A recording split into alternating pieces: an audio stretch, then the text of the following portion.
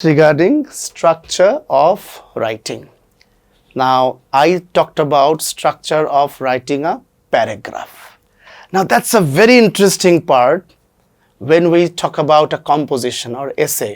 যখন আমরা একটা রচনার কথা বলি, বিষয়টা আরো ইন্টারেস্টিং হয়ে যায়। যেমন টপিক সেন্টেন্স ছিল আমাদের প্যারাগ্রাফের ফাউন্ডেশন, তাই না?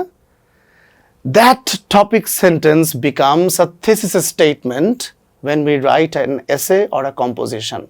মানে যে একটি বাক্য দিয়ে আপনি আপনার মূল কথা, প্যারাগ্রাফের মূল কথা বলেছিলেন, যেটি পরে প্রমাণ করেছেন, যখন আপনি এসে লিখবেন সেই একটি বাক্য হয়ে যাবে ৩-৪ লাইনের একটা ইন্ট্রোডাক্টরি প্যারাগ্রাফ। মানে ধরেন এসে তো combination of a few paragraphs, তাই না? প্যারাগ্রাফ তো একটা ছোট ইউনিট, আর এসে হচ্ছে কম্বিনেশন অফ সেভারাল প্যারাগ্রাফস। মজার ব্যাপার হচ্ছে প্যারাগ্রাফের ভেতরে যেরকম 4টা ইউনিট আছে, topic, sentence, developers, modulators and terminators, each of them can become separate paragraphs when you write an essay. যেমন ইন্ট্রোডাক্টরি যে প্যারাগ্রাফটা থাকবে সেখানে আপনাকে আপনার ওই টপিকটার উপরে যে ওপিনিয়ন, এটার পাশাপাশি একটু হিন্ট দিতে হবে যে আপনি কি কি বিষয়গুলো পরে ইলাবোরেট করবেন। যেমন I can recall one of my essays which I wrote probably for an examination. Which examination I don't remember, but the topic was like this: university education, should it be free or with payment? Justify your opinion. মানে বিশ্ববিদ্যালয় পর্যায়ের শিক্ষা, এটাকে কি আমরা free করে দেব নাকি এটা সব সময় পেমেন্ট দিয়েই হওয়া উচিত? এরকম হচ্ছে একটি ব্যাপার। আমি এটাকে ইচ্ছা করলে যে কোনো পক্ষ নিতে পারি এবং যে কোনো পক্ষ নিয়ে যেই পক্ষটা আমি নিচ্ছি সেটা আমাকে আবার প্রমাণ করতে হবে। তো আমার যতটুকু মনে পড়ে আমি শুরু করেছিলাম এভাবে যে university education in a country like Bangladesh must not be free because of its economic problem or because of the economic issues. মানে আমার বক্তব্যটা ছিল এমন, বাংলাদেশ অর্থনৈতিক দিক থেকে এমন পর্যায়ে যায়নি যে বিশ্ববিদ্যালয়ের ছাত্রদেরকে তারা সর্বস্তরে ফ্রি পড়াতে পারবে। আরেকটা আমার বক্তব্য ছিল, university education is a privilege, not a basic right. মানে আপনি যখন স্কুলে পড়ছেন প্রাথমিক পর্যায়ে বা এসএসসি পর্যায় পর্যন্ত বা বা আরেকটু নিচু পর্যায়ে যখন পড়ছেন, সেই এডুকেশনটা কিন্তু আপনার বেসিক রাইট, আপনার মৌলিক অধিকার।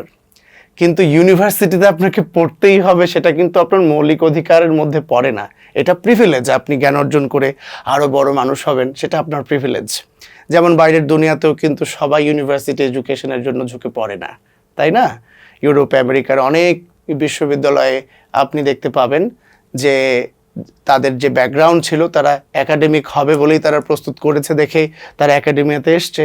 কিন্তু একাডেমিয়াতে না এসেও অনেকে কিন্তু বেসিক এডুকেশনটা নিয়েই পরবর্তীতে তারা বিভিন্ন রকম কারিগরি শিক্ষার দিকেও চলে যেতে পারে। তাহলে কনস্টিটিউশন অনুযায়ী যেহেতু ইউনিভার্সিটি এডুকেশনটা মানে কি বলে বেসিক রাইটের মধ্যে পড়ে না, সুতরাং যেটা বেসিক রাইট নয় সেটা কেন ফ্রি হবে? এটা ছিল আমার বক্তব্য। তাহলে আমি এরকম 3-4টা বাক্য ইন্ট্রোডাকশনে লিখেছিলাম, যেটা আমাকে পরবর্তীতে আবার সাপোর্টিং যে প্যারাগ্রাফগুলো আসছে সেখানে প্রমাণ করতে হবে। তো সাপোর্টিং প্যারাগ্রাফ আমি এখন উচ্চারণ করলাম, তাই না? যখন আমি প্যারাগ্রাফের স্ট্রাকচারের কথা বলেছিলাম, আমি কিন্তু ডেভেলপার্সের কথা বলেছি। তো এখানে লেখা আছে the developers become several paragraphs. মনে আছে প্যারাগ্রাফ রাইটিংয়ের ক্ষেত্রে আমি বলেছিলাম টপিক সেন্টেন্স যদি একটা হয় তাহলে ডেভেলপার্স হতে পারে 2 থেকে 3টা বা 4টা সেন্টেন্স হতে পারে, যেগুলো টপিক সেন্টেন্সের বক্তব্যটাকে একটু এগিয়ে নিয়ে যাবে। তাহলে এসের ক্ষেত্রে কি হবে? যেই প্যারাগ্রাফটাকে আপনি ইন্ট্রোডাকশন প্যারাগ্রাফ হিসেবে নিয়েছেন, সেই প্যারাগ্রাফটাকে সাপোর্ট করার জন্য there can be 2 or 3 supporting paragraphs. Instead of supporting sentences they will be supporting paragraphs. তাহলে আমি যদি ওই প্রথম টপিকটাতে ফেরত যাই, যেমন আমি বলছিলাম ডেঞ্জার্স অফ স্মোকিংয়ের কথা। সেই ডেঞ্জার্স অফ স্মোকিংয়ে আপনারা 3টা রিজন দেখিয়েছিলেন: smoking kills health, smoking is a costly habit, smoking is an anti social habit. তাহলে ওইখানে যেরকম স্মোকিং কিলস হেলথ এই বাক্যটাকে প্রমাণ করার জন্যে আপনি আরও 3টা বাক্য লিখেছিলেন, সে জায়গায় 3টা বাক্য না লিখে আপনি একটা প্যারাগ্রাফ লিখবেন যেটার কাজ থাকবে শুধুমাত্র স্মোকিংয়ের সাথে হেলথের যে ইস্যুটা ওইটা আপনি একটা গোটা প্যারাগ্রাফ লিখবেন। তারপরের প্যারাগ্রাফটা হবে স্মোকিং যে একটা কস্টলি হ্যাবিট, কেন, কিভাবে, তথ্য উপাত্ত দিয়ে আপনি প্রমাণ করবেন একটা গোটা প্যারাগ্রাফ লিখে। Instead of writing 2-3 sentences, you will have to write a full paragraph in support of your thesis statement, which used to be a topic sentence when we talked about paragraph writing, তাই না? তার মানে ছোট জিনিসটাই আস্তে আস্তে বড় হচ্ছে। প্যারাগ্রাফ যদি হয় একটা ছোট বাক্স, এসে তাহলে বড় বাক্স, তাই না? একটা রেলগাড়ির মতো ছোট্ট একটা যদি বগি হয় প্যারাগ্রাফ, তাহলে গোটা রেলগাড়িটা হবে হচ্ছে এসে, তাহলে তার পরিধিটাও কিন্তু বাড়তে থাকবে।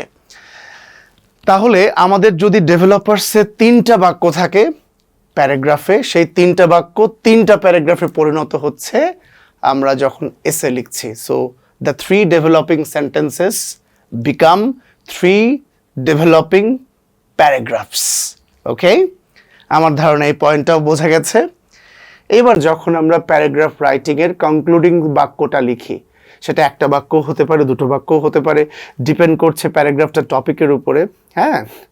কিন্তু যখন আপনি এসে লিখবেন, কম্পোজিশন লিখবেন, you are supposed to write a full paragraph of around 4 to 5 sentences in the concluding part.